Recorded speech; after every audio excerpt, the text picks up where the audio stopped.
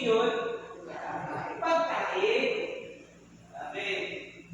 Ang baboy, niluto, sinampakan, ginuya, niluto, pumasok sa tiyan, ang tawag doon, kinain mo, nakain mo. Pero, hindi yun pagkain. Yes po? Kaya nung sinabi ni Jesus na lahat ng pagkain ay malinis na, ang tinutukoy lang ni Jesus doon, lahat na malinis na tayo.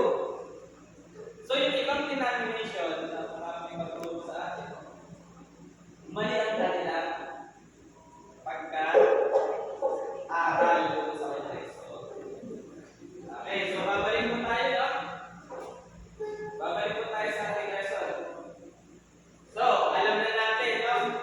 Clarify na po ba sa atin? Pag sinabing lahat ng pagkain ay malinis na at yung tutukoy lang ni Jesus ay malinis na tayo. Okay.